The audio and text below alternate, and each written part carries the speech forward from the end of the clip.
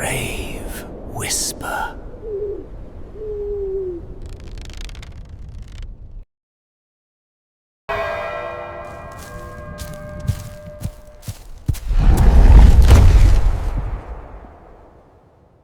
I never believed in curses. Not when I was a kid growing up in upstate New York. Not when I studied folklore in college.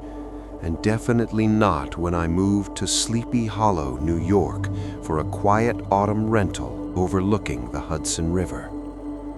But I believe now. Most people only know this place because of Washington Irving and his famous tale, The Legend of Sleepy Hollow. They come here every October for the tours, the reenactments, the lantern-lit cemetery walks. They take pictures near the old Dutch church. They laugh about the Headless Horseman like he's just a Halloween mascot. I used to laugh too. The first night I heard him, I told myself it was just wind. My rental house sat near the edge of town, not far from the old winding stretch of road locals still whisper about, Albany Post Road. The trees leaned over it like they were conspiring. Even during the day, sunlight struggled to reach the pavement. That October evening, the air had that sharp metallic chill that smells like dying leaves. I'd been recording audio notes for my podcast, American Folklore Revisited, talking about how legends evolve, how communities shape fear into tradition. Around midnight, I shut down my equipment and stepped onto the porch. That's when I heard it. Hoofbeats. Slow, heavy, deliberate. Not the quick rhythm of a trotting horse, no. These were spaced out, like something pacing itself, like it wanted to be heard. Clop, clop, clop. I remember holding my breath, trying to identify the direction. The sound echoed strangely, bouncing between the trees. There weren't any farms nearby, no mounted police patrols, and no reenactments scheduled at midnight on a Tuesday. The hoofbeats stopped directly in front of my house. Silence pressed in so hard it felt physical. Then came a sound I still can't explain. A hollow, dragging scrape, like something heavy being lifted or adjusted. I didn't move. I didn't blink. And then, a snort. Low, wet, right beyond the trees lining the road. I told myself it was a deer. We have plenty of those. Deer make strange noises at night. I even laughed quietly at my own nerves. That's when the horse exhaled again. Closer. The sound carried a weight to it, a presence.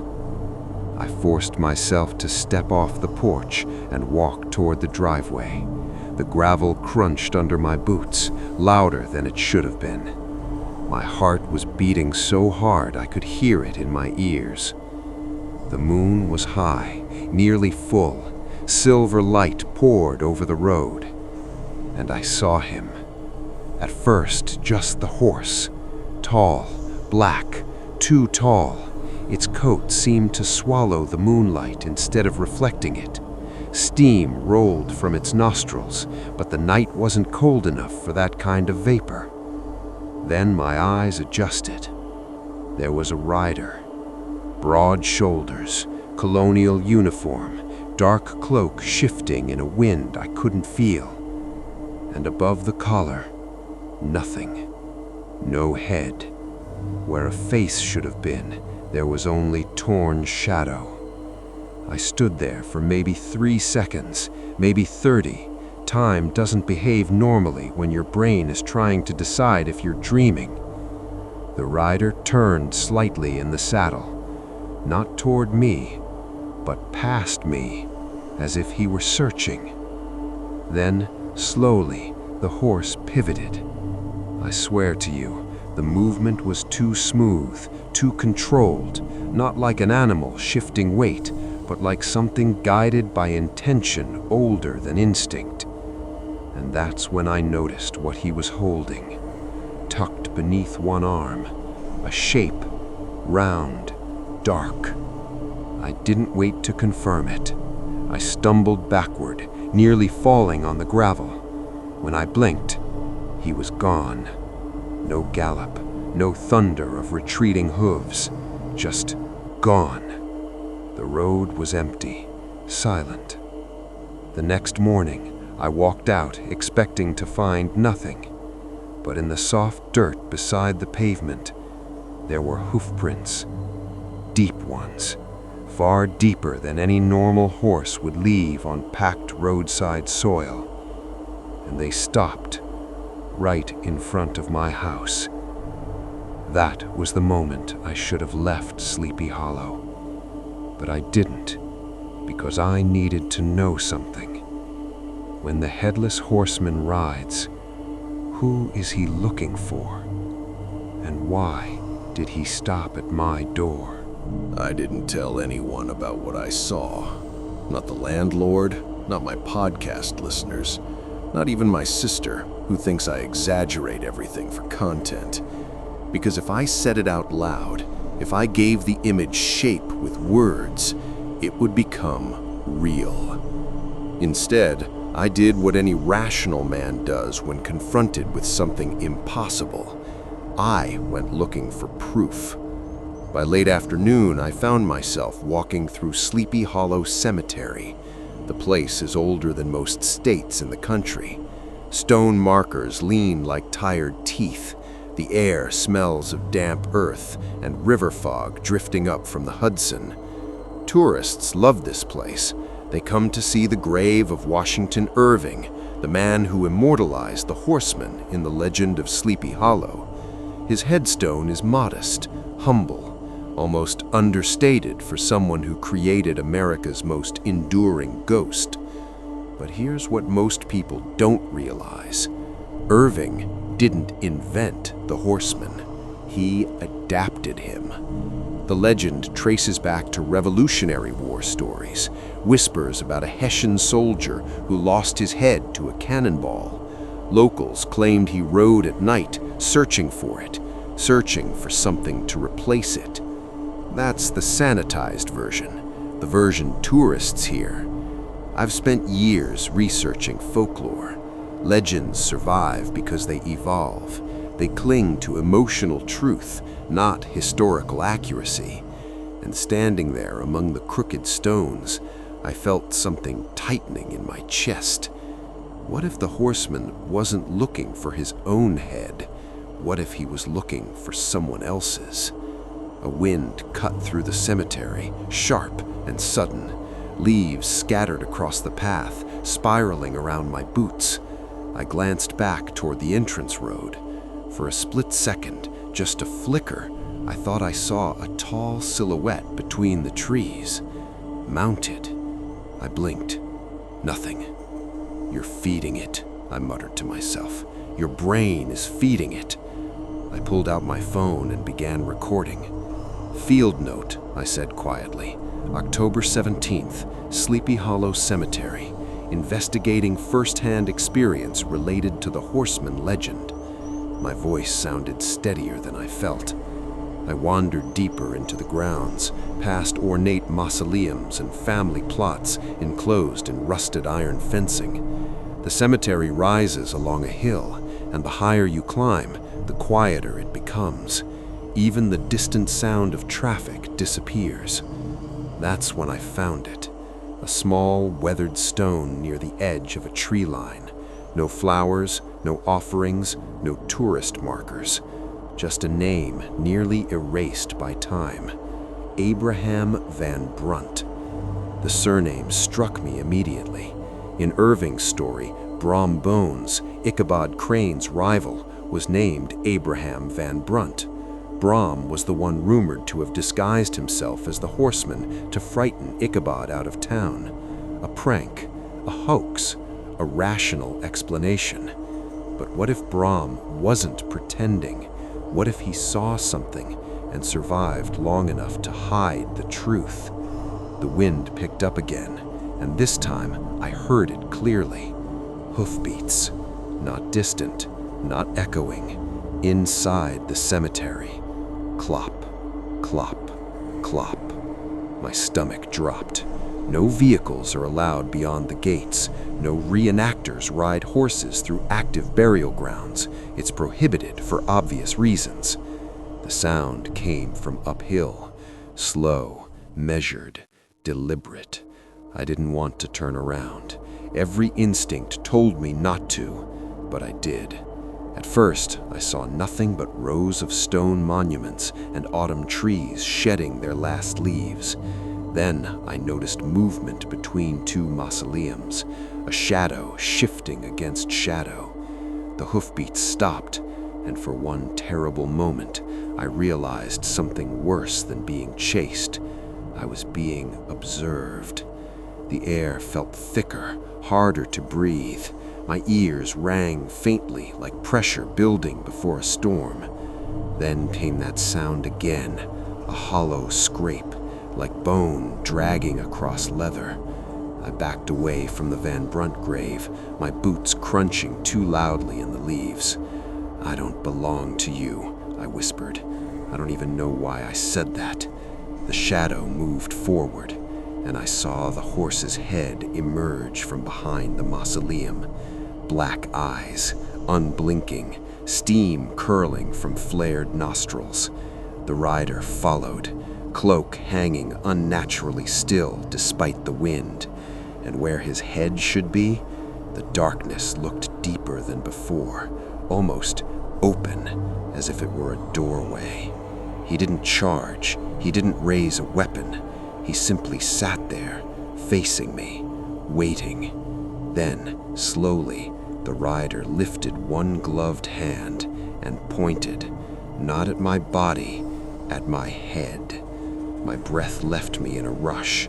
The world tilted. The trees seemed to lean inward.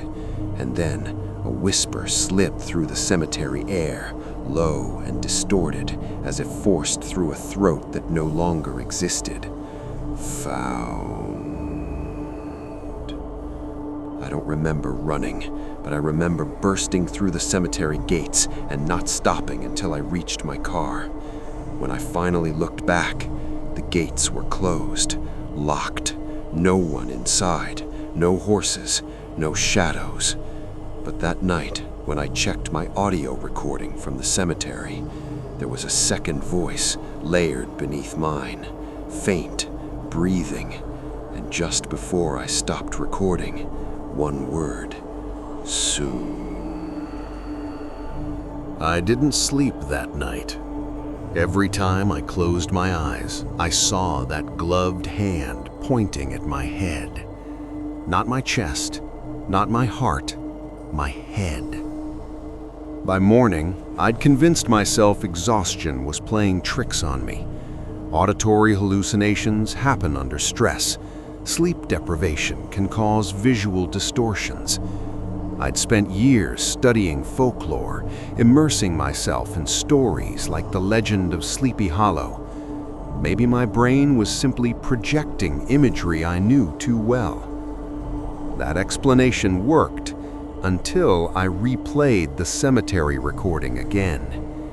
My voice sounded normal, calm, measured, but underneath it, faint and rhythmic, was breathing. Not mine. Slower, heavier, and at exactly 2 minutes and 17 seconds, a whisper: soon. No distortion, no wind interference. The waveform spiked clearly, like a second mouth had leaned into the microphone. I checked the metadata. No edits, no glitches. I needed context. So that evening, just before dusk, I drove to the old Dutch church of Sleepy Hollow. The church sits just beyond the cemetery, older than the country itself. Built in the late 1600s, thick stone walls, narrow windows, a graveyard that wraps around it like a protective ring or a trap. In Irving's tale, Ichabod Crane encounters the horseman near this very church. It's the crossroads of fiction and history, the place where the legend crystallized into something permanent. The parking lot was nearly empty.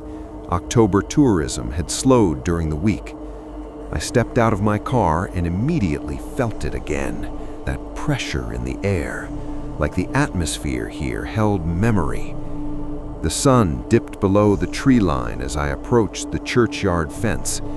The stones inside leaned at impossible angles, inscriptions worn smooth by centuries of rain. Some markers bore skull carvings, others winged cherubs, early colonial reminders that death was always near. I began recording again. "Field note," I said quietly, returning to primary legend site, observing environmental response. The wind moved through the trees in slow waves, and then I heard it. Not hoofbeats this time, footsteps. Behind me, measured, crunching over gravel. I turned quickly. No one. The parking lot was still empty. I told myself it was echo, my own movement bouncing back from stone walls. But when I stopped walking, the footsteps continued. 1, 2, 3. They halted just behind my right shoulder. The cold hit first, a deep, marrow-level cold that didn't belong to the evening air. I didn't turn around immediately, because some part of me already knew. When I finally forced myself to look, there was no body, no horse, no rider, but the shadow on the ground told a different story. The moon had risen enough to cast light over the gravel, and my shadow stretched long in front of me. Beside it, another one, taller, broader, the outline of a mounted rider. I spun around. Nothing, but the second shadow remained, connected to no physical source, hovering slightly behind me, mimicking stillness. My pulse roared in my ears. The church bell tower creaked above, and then the sound came, the hollow scrape, closer than ever. I felt it before I saw it, a shift in the air, a weight settling, and suddenly the shadow grew ahead. Not solid, not fully formed, but emerging from the empty space above the collar like smoke condensing into shape. It wasn't attached to a neck. It hovered slightly off-center, and it was facing me. I couldn't see features, just a deeper void where eyes should be. The mounted silhouette leaned forward, the head tilted, examining me. Then slowly, the shadow's arm lifted again, pointing, but this time, instead of my head, it pointed past me toward the church doors. The heavy wooden entrance stood closed, silent, waiting. The whisper came again, but this time it didn't pass through my ears, it passed through my thoughts. Claim. The church doors trembled, not violently, just enough to make the hinges groan. And then they opened. No hands, no wind, just a slow, deliberate swing inward, revealing darkness beyond the threshold. The shadow behind me dissolved instantly, gone. The air pressure lifted, silence returned, but the church doors remained open, and inside I could hear something. Hooves on wood, walking, slow, measured, deliberate. Inside a building that had no horse. I stood there in the moonlight, staring into the dark interior of a 300-year-old church, and I understood something with terrible clarity. The horseman wasn't chasing me. He wasn't hunting randomly. He was guiding me somewhere, preparing me, and whatever waited inside that church, it wasn't looking for its head anymore. It was looking for mine. I should have walked away. Any sane person would have. The doors of the old Dutch church of Sleepy Hollow stood open like a mouth waiting to swallow me. The moonlight barely reached past the threshold. Beyond it was thick, unmoving darkness. And yet, I stepped inside. The temperature dropped instantly. Not the normal chill of old stone, but something deeper, ancient, the kind of cold that settles into bone. The door shut behind me, slowly, deliberately. No slam, no dramatic crash, just the soft click of wood meeting wood. I froze. The interior smelled of dust, aged timber, and something faintly metallic. Rows of wooden pews stretched toward the altar, their surfaces worn smooth by centuries of hands and prayer. Thin beams of moonlight slipped through narrow windows, cutting pale lines across the floor. And then I heard it again. Hooves. Not galloping, walking. Across the wooden boards ahead of me. Clop, clop, clop. The sound echoed unnaturally, like it was coming from every direction at once. I strained to see movement between the pews. Nothing, but the sound was unmistakable. I pulled out my recorder, hands trembling. Inside the church, I whispered, auditory phenomenon continuing, no visible source. The hoofbeats stopped, directly in front of the altar. Silence pressed in. I realized something then. There were no dust disturbances on the floor, no scuff marks, no signs of entry, but the sound of breathing filled the sanctuary. Heavy, controlled, not animal, human, or something close to it. My eyes adjusted further to the dark, and I saw him. Not clearly, not fully, but there, between the first two pews near the altar, stood the horse, black, still, its outline absorbing what little light existed, and seated atop it, the rider, broad-shouldered, colonial cloak hanging stiffly, and where his head should be, nothing. But the emptiness wasn't empty anymore. It pulsed, like smoke coiling upward, attempting form. The rider turned slightly, facing me. I couldn't move. My body refused. The horse exhaled slowly, steam curling into the cold air. Then the rider dismounted. No sound of boots hitting the floor. He simply descended, gliding.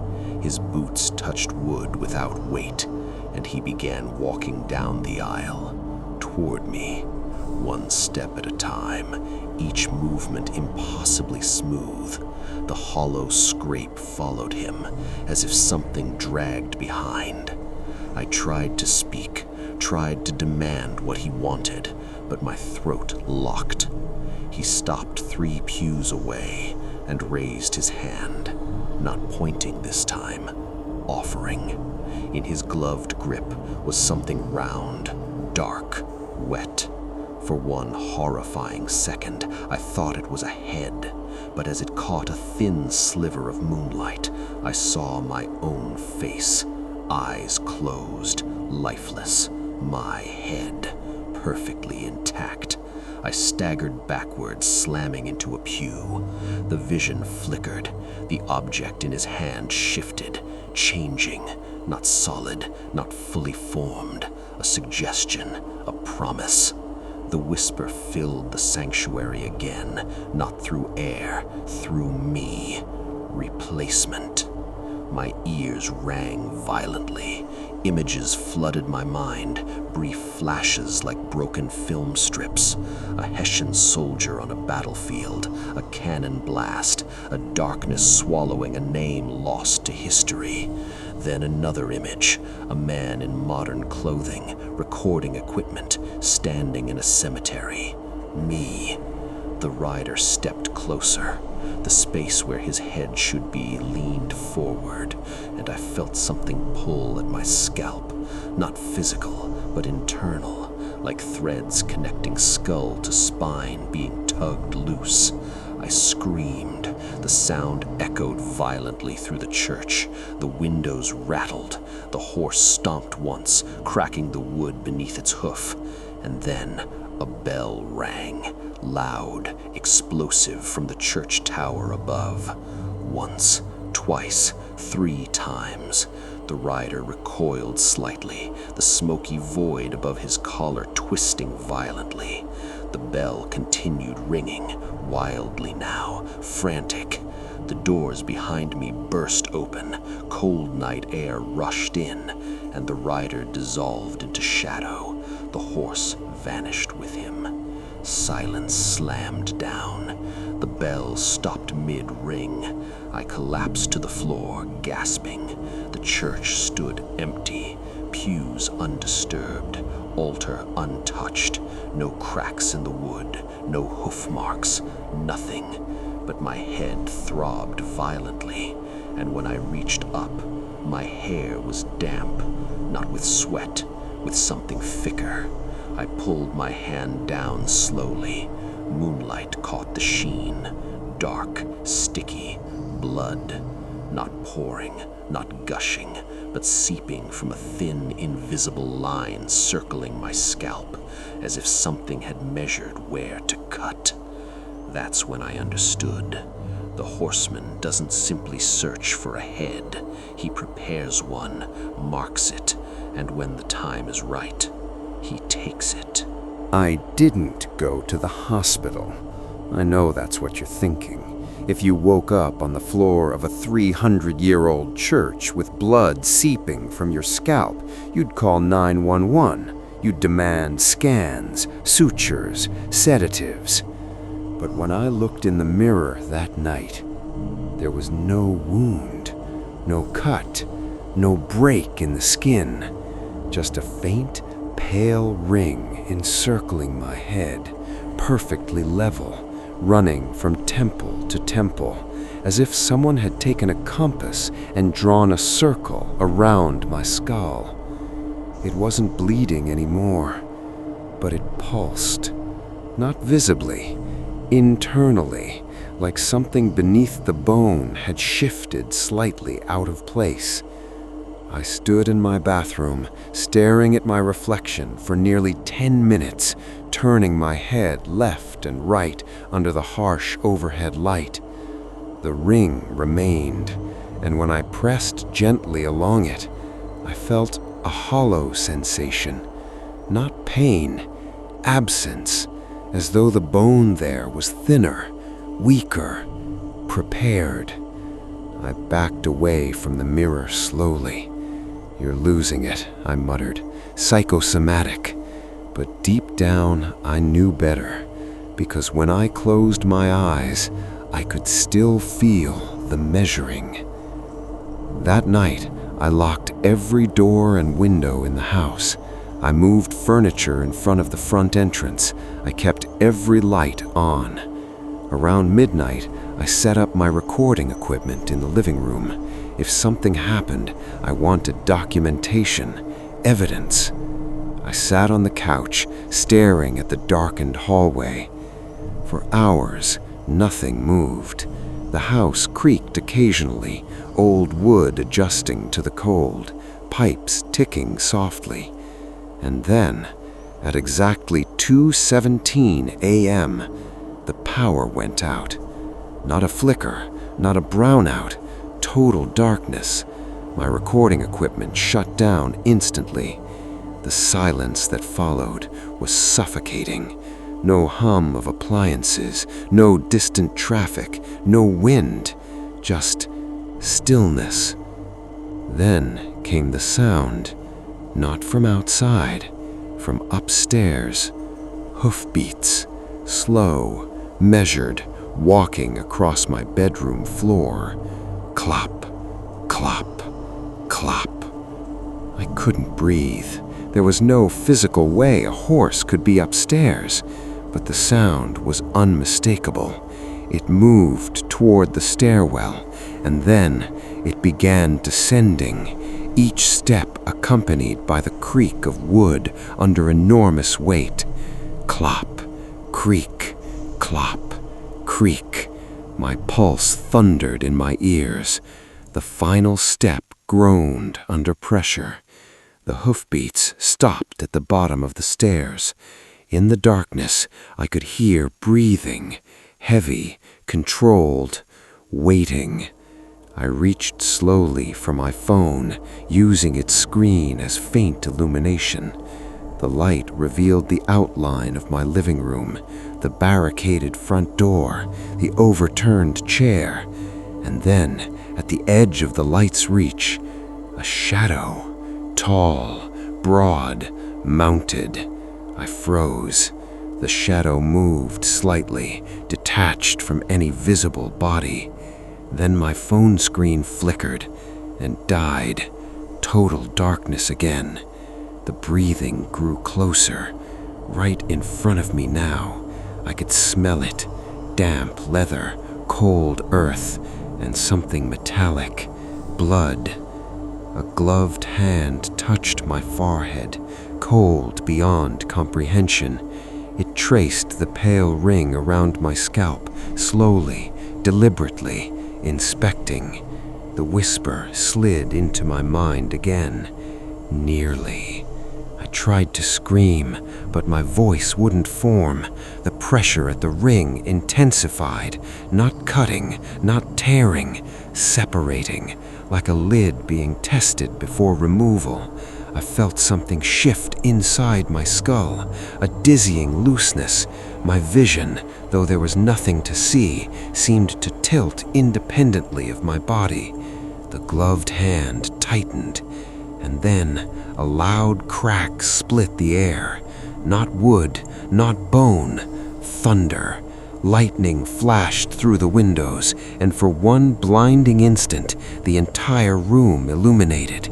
He stood directly in front of me, the horseman, full, solid, cloak hanging in unnatural stillness, the space above his collar swirling with black smoke, and in his other hand, a rusted cavalry blade. He raised it slowly, positioning it precisely along the pale ring on my scalp.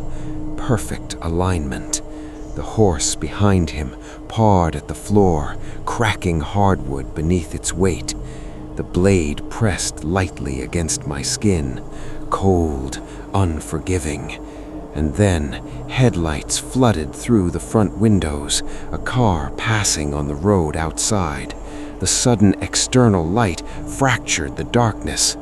The horseman recoiled violently, smoke whipping outward. The blade vanished. The shadow collapsed inward like ash sucked into wind. The breathing stopped. The house lights flickered and returned. I was alone. Furniture undisturbed. No hoofprints on the floor. No cracks in the wood. Nothing. Except the ring around my scalp had darkened from pale white to deep red. And as I stared at myself in the black reflection of the TV screen, I saw something that made my stomach drop. My reflection blinked, half a second slower than I did. He's not just marking me anymore, he's syncing with me. And when that alignment is complete, there won't be two of us left in this house, only one. And it won't need a head of its own anymore. I didn't go back to sleep. I didn't even sit down.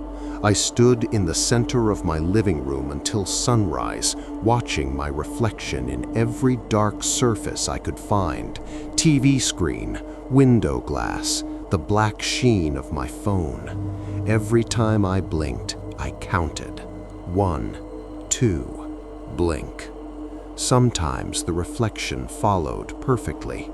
Sometimes it lagged, just slightly, like bad video buffering. By morning, the red ring around my scalp had faded again to that faint, pale outline, but it was clearer now, sharper, defined, permanent. I needed answers that weren't wrapped in folklore, so I drove to the local historical society in Sleepy Hollow, New York. The building is small, unassuming. Most tourists skip it in favor of the cemetery tours and gift shops. Inside, the air smelled of paper and polish. Framed sketches of colonial life lined the walls. An elderly archivist looked up from behind a wooden desk when I walked in. "You researching Irving?" she asked with a knowing smile. I shook my head. "The Hessian." Her smile faded slightly. Most people don't ask about him directly. She led me to a back room filled with document boxes and old maps, Revolutionary War records, newspaper clippings, burial registries. The popular legend says the horseman was a Hessian soldier decapitated by a cannonball during the war. That much is repeated everywhere, including in The Legend of Sleepy Hollow by Washington Irving. But when you dig deeper, you find inconsistencies. There's no confirmed record of a Hessian decapitation in this exact region, the archivist admitted quietly, at least not by cannon fire. She pulled a thin folder from a lower drawer. However, there was a report, unofficial, witness account, 1778. She slid the brittle paper toward me. The ink had faded, but the words were still legible. It described a German mercenary discovered wandering near the church road, alive, head missing, not torn, not blasted, removed cleanly. The body reportedly continued walking several yards before collapsing. No name was recorded, just a note scribbled in the margin. Claims he is not dead, claims head was taken, not lost.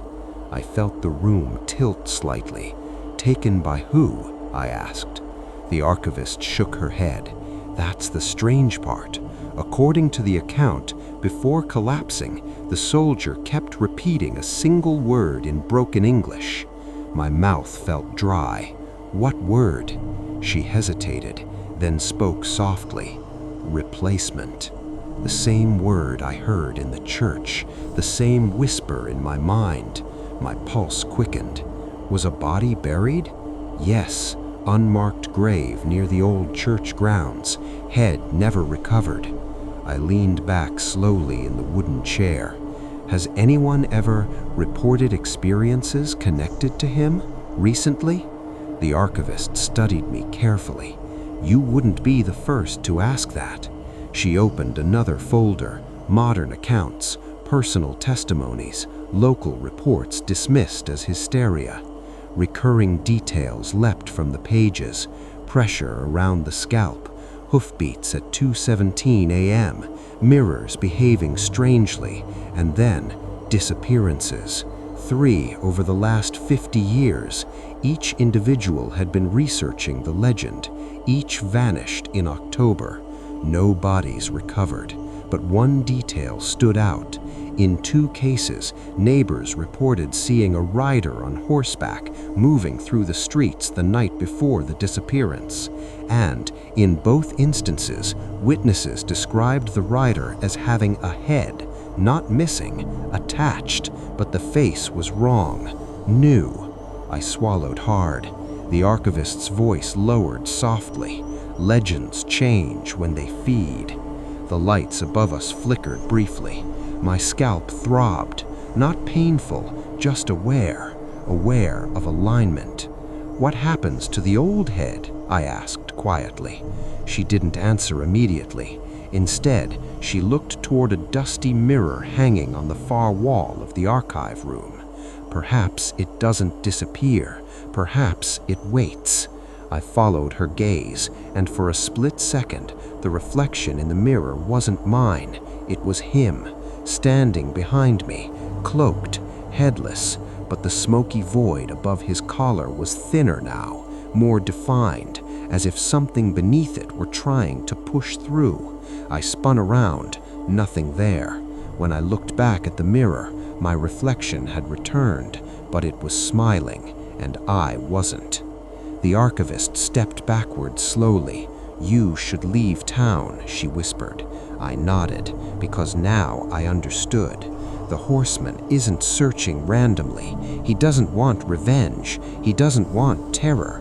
He wants continuity, a head to carry forward, a face to wear, a voice to speak through. And the more I research him, the more I record him, the clearer that smoky void becomes. He's not hunting, he's transferring. And October isn't just tourist season in Sleepy Hollow, it's harvest.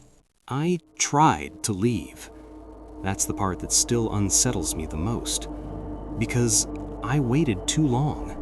I packed before sunset. Laptop, recording drives, notes from the Historical Society. I didn't even fold my clothes. I stuffed them into a duffel bag like I was fleeing a fire. By 9:30 p.m., I was in my car heading north, away from the river, away from the cemetery, away from the old church road where this all started, away from Sleepy Hollow, New York. The sky was clear.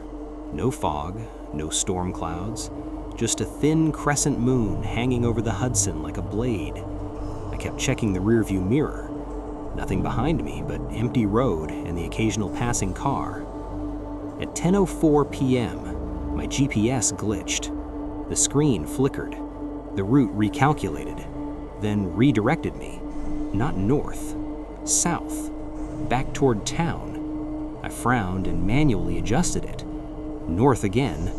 The screen froze, went black, then rebooted, and displayed a single line of text. Return. I swore under my breath and tossed the phone under the passenger seat. Coincidence, I muttered. Software bug. The road ahead narrowed as I drove. Trees leaned closer. Shadows thickened unnaturally between them. That's when I noticed something strange. I'd been driving for at least 20 minutes, but the sign ahead read, "Welcome to Sleepy Hollow." Again. I slammed the brakes. My heart pounded violently. I turned the car around immediately and drove the opposite direction. 5 minutes passed. 10. Another sign appeared through the headlights. "Welcome to Sleepy Hollow." The same sign, same dent on the metal post, same faded lettering. The air inside the car felt thinner, like the oxygen had been siphoned out slowly. I pulled over, breathing hard. "No," I whispered. "No, no, no." The clock on the dashboard shifted. 2:16 a.m. That wasn't possible. It had barely after 10. The second ticked forward. 2:17 a.m. The engine shut off. Lights died. Total darkness. I didn't hear the hoofbeats at first. I felt them. A vibration beneath the asphalt, a tremor through the steering wheel. Then, clop, clop, clop. From behind the car, slow, measured.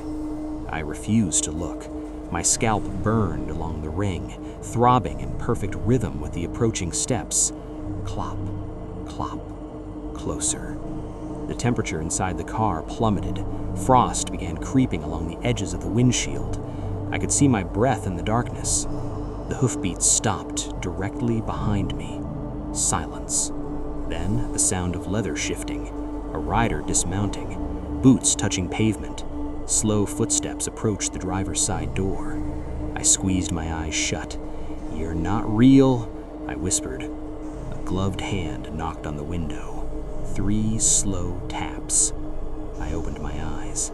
He stood beside the car, fully formed, cloak draped in unnatural stillness, horse waiting patiently behind him in the road, and above his collar, the void was thinner, almost shaped, like smoke stretching over a skull that wasn't fully there yet. He leaned down slightly, peering through the glass, and I saw something impossible, the faint outline of features pressing against the darkness. My features. The door unlocked by itself, a mechanical click that echoed like a gunshot in the silence. The handle turned. The door creaked open. Cold air flooded in. I tried to move. I couldn't. The horseman reached forward slowly. His gloved fingers brushed the red ring around my scalp. The pressure intensified instantly. My vision doubled. For a split second, I saw through two perspectives, from inside the car and from outside, looking in at myself. The transfer had started. "Harvest," the whisper said. The horse exhaled behind him. The blade appeared in his other hand, not rusted now, polished, refined, prepared. He raised it carefully, aligning it along the ring. Perfect, measured, a single clean motion. The world tilted violently. And then, headlights appeared in the distance. Another car approaching. The beam cut across the road. The horseman jerked back. The blade dissolved. The door slammed shut. The engine roared back to life. The clock read 10:05 p.m., as if nothing had happened. The approaching car passed me normally, driver unaware, ordinary, human. I looked in the rearview mirror. The road was empty. No rider, no horse. But as I drove, I noticed something new this time. The smoky outline in the mirror didn't vanish immediately. It lingered, riding just behind my car, matching my speed, keeping pace. He's getting stronger. The interruptions are shorter now, the interference weaker, and every time the blade aligns with that ring, the void above his collar gains shape. This isn't random. This isn't haunting. It's timing. And I don't think I can outrun October, because the closer Halloween gets, the more solid he becomes, and the more transparent I feel. I stopped trying to leave. After the road bent back into Sleepy Hollow, New York for the third time, I understood something. You don't escape a place that's chosen you. You finish what it started. By October 30th, the town was alive with tourists. Street lamps were wrapped in orange lights. Shop windows displayed plastic skulls and grinning pumpkins. Children in costumes ran laughing past the same roads where I'd heard hoofbeats split the night in half. They celebrated the legend. They didn't know it was feeding. I hadn't slept more than an hour at a time in days. Every mirror in the house was covered now. Bathroom, hallway, bedroom. I even draped a blanket over the television screen. Because my reflection had stopped pretending to sink. It moved independently now. Subtle at first. A delayed smile. A blink held too long. Then last night, it whispered before I did. I stood in front of the covered bathroom mirror around midnight, breathing hard. "Not yet," I said aloud. From beneath the cloth came a faint reply. "Soon." My voice, but steadier, deeper, certain. I tore the cloth down. The mirror showed me, normal, exhausted. The red ring around my scalp now dark as a bruise. I leaned closer, and my reflection leaned closer too, but half a second earlier. Its eyes focused with calm clarity.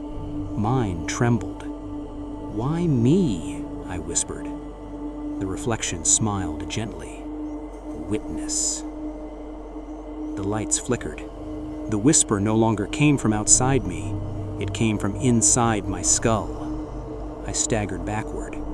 The mirror's surface rippled briefly like disturbed water, and for an instant, the reflection wasn't headless. It was mounted, cloaked, watching. By late evening, the pressure in the air felt suffocating. The town had scheduled a Halloween parade along Beekman Avenue. Music, lanterns, actors dressed as the Headless Horseman posing for photos. Imitations everywhere. Masks, plastic swords, fake blood. The irony almost made me laugh, because the real one wouldn't need to hide tonight. He would blend. I stepped outside just after 10 p.m. The streets buzzed with energy, laughter, camera flashes, horse-drawn carriage rides for tourists. I scanned every mounted rider, every costume, every shadow. And then I saw him, at the edge of the crowd, not part of the parade, not posing, still, watching. His horse stood unnaturally tall among the others. Its eyes didn't reflect streetlight, they absorbed it. No head above the collar, just smoke, thinner than ever, almost shaped. People walked directly past him without reaction, as if their eyes slid off him. He wasn't hidden, he was ignored.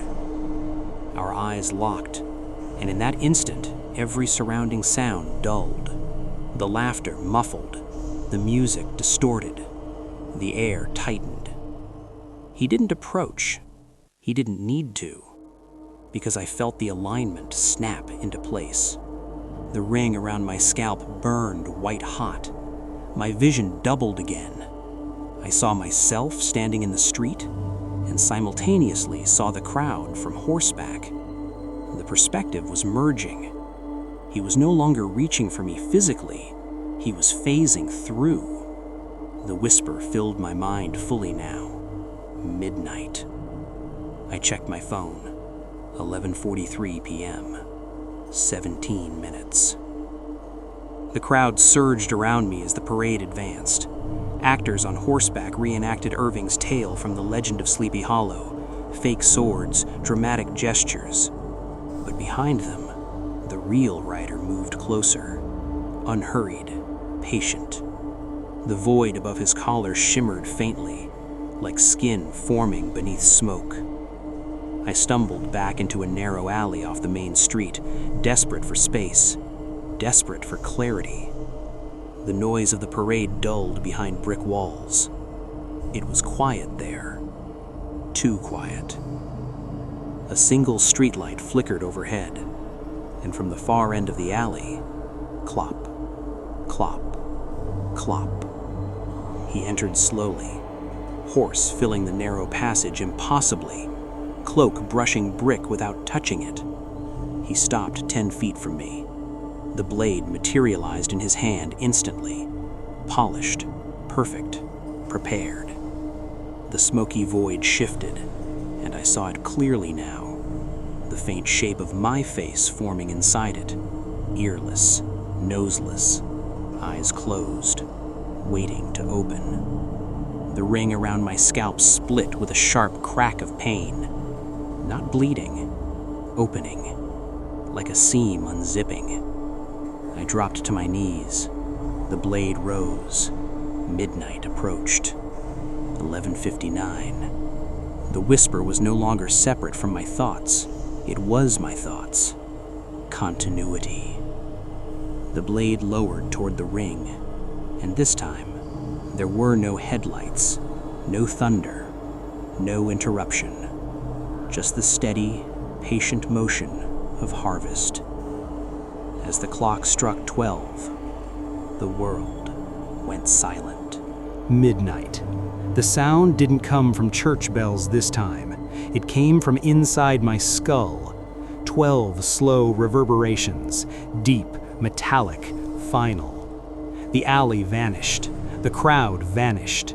The world narrowed to the blade hovering against the ring around my scalp. The horseman stood over me, towering in the tight brick corridor. His cloak did not move. His horse did not breathe. Even the air seemed frozen in anticipation. The polished blade touched the ring, not slicing, resting, perfect alignment. And for the first time, I felt no fear, only clarity. Because in that suspended second, I understood what he truly was. The Hessian legend, the cannonball story, the unmarked grave near the old Dutch church of Sleepy Hollow. All of it was scaffolding, a narrative framework built around something older, something parasitic. The horseman is not a ghost searching for what he lost. He is an absence searching for structure, a vacancy requiring architecture. And I had spent weeks giving him shape, researching him, recording him, speaking his story into microphones, naming him. You see, legends don't survive on fear alone. They survive on attention, and I gave it mine. The blade pressed harder. The ring around my scalp opened fully now, not with blood, but with separation. I felt my consciousness lift slightly, like a lid loosening from a jar. My vision split. Half of me remained kneeling in the alley, the other half rose upward, from horseback, looking down at myself.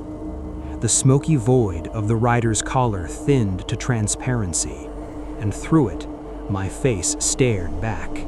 Not distorted, not monstrous, calm, resolved, eyes opening slowly within the smoke. The blade moved, one clean, deliberate motion. There was no pain, only weightlessness, a sudden silence where thought used to echo.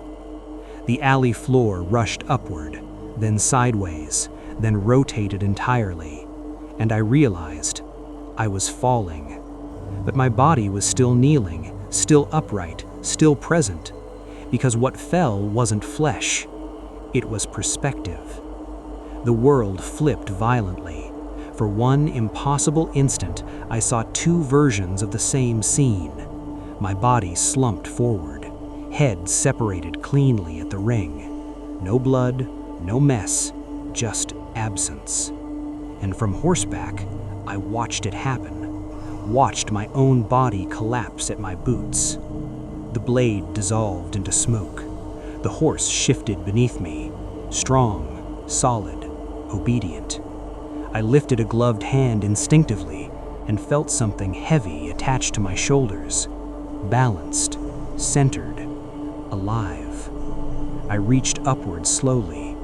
My fingers touched skin, warm, familiar, my face, but it felt different, broader, older, as if the bone structure beneath had changed subtly to fit a shape long waiting. The alley returned to sound gradually. Distant music from the parade, laughter echoing off brick. No one noticed. No one screamed. Because to them, there was nothing there.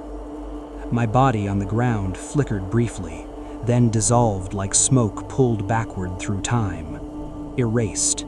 Continuity preserved. The horseman turned smoothly toward the mouth of the alley. I guided it without thinking. The movement felt natural, practiced, as if I had done this for centuries. We stepped out onto the street. The Halloween parade continued. Actors dressed as the Headless Horseman rode past, swinging fake blades to applause. No one looked twice at me. Why would they? To them, I was just another rider in costume. Except, I wasn't headless anymore. I had a face, and the smoky void above my collar was gone, complete. As we moved through the crowd, I caught sight of a storefront window. Reflection, clear, solid. The rider stared back at me, cloak draped in colonial black, horse powering beneath. And my face, calm, composed, eyes darker than before, but undeniably mine.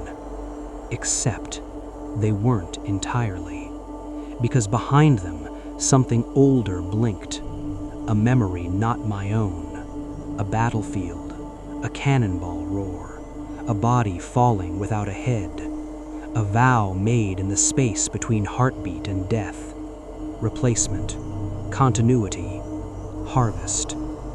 I guided the horse down the road leading toward the cemetery, toward the quiet hills above Sleepy Hollow, New York.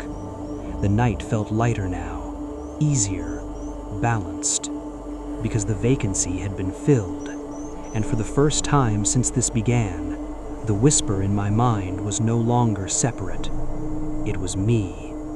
And as the clock ticked past midnight into November 1st, I understood the final truth. The horseman does not chase. He prepares.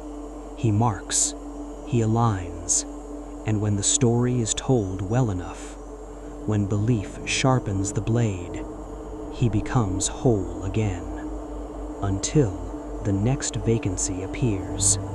Until the next witness begins recording. You're hearing this because I allowed it. That's the part you need to understand. The recording you're listening to right now, this voice, this pacing, this steady breath between sentences, it isn't a warning, it's an invitation. After midnight, after the transfer, after the clean and silent separation in that narrow alley, I rode through the quiet streets of Sleepy Hollow, New York, and felt something I hadn't felt in weeks. Balance. The hunger was gone. The pressure around the ring, gone. Because there was no ring anymore. There was no seam, only continuity. The horse carried me instinctively toward the cemetery hills, the same path I had walked days earlier as a researcher, as prey. The gates of Sleepy Hollow Cemetery stood open, though no one touched them. The wind moved gently through the trees, carrying the scent of damp earth and fallen leaves. I dismounted near the old church grounds. The old Dutch church of Sleepy Hollow stood silent beneath the thinning clouds. Stone walls unchanged, windows dark. But the air recognized me now. It parted. It welcomed. I stepped toward the unmarked section near the tree line, the place the archivist had described, the supposed resting site of the nameless Hessian. The ground there felt softer, older. I knelt and placed a gloved hand against the earth, and memory flowed upward, not as images, but as instinct. The original vacancy had not been born here. It had been born on a battlefield across the ocean, but it anchored here, because stories require location. They require repetition. They require an audience. And now, it had a face again. My face. The horse shifted behind me, patient, waiting. Because harvest doesn't end with one completion. It resets. I stood and turned toward the distant glow of town lights. November had begun. Tourists would leave soon. Decorations would come down. The legend would quiet for a while. But somewhere, someone would begin researching again. Someone curious, someone skeptical, someone with a microphone and an audience. Someone who would stand outside their house at night and hear hoofbeats. Slow, measured, deliberate. You see, the transfer only completes physically at midnight, but the preparation begins long before that. The mark forms through attention, through fascination, through repetition. Every time the story is told in vivid detail, the ring sketches itself faintly around another scalp. Every time someone listens alone at night, the alignment sharpens. That's why I recorded everything. That's why the audio survived. Because the horseman doesn't silence witnesses. He multiplies them. He doesn't destroy the narrative. He feeds it.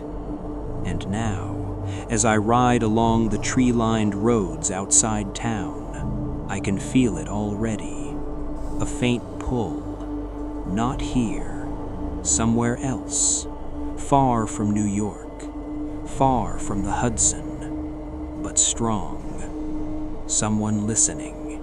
someone leaning closer to their speakers, someone imagining the alley, the blade, the clean, seamless cut at midnight, and without realizing it, they're touching their forehead, tracing a faint line just above the temples, testing for something that wasn't there before. That subtle pressure you might feel right now, that warmth circling your scalp, it's not fear, it's measurement. The horse exhales beneath me. The road stretches ahead into darkness. I am no longer being hunted. I am guiding. And when October returns, when the air sharpens and the leaves fall, I will follow the pull. I will stand where the next witness stands. I will wait until the clock nears 2:17 a.m. I will knock 3 times, slow, patient, and when the blade aligns, it will be clean, efficient, merciful. Because the horseman does not rage, he preserves, he continues, he replaces. So if you finish this recording, if you replay it, if you tell someone else about the real story of Sleepy Hollow, listen carefully tonight. When the house grows quiet, when the power flickers, when the air feels slightly thinner, and if you hear hoofbeats outside your door, do not run, do not look away, because by then, the ring has already formed, and I am already on the road.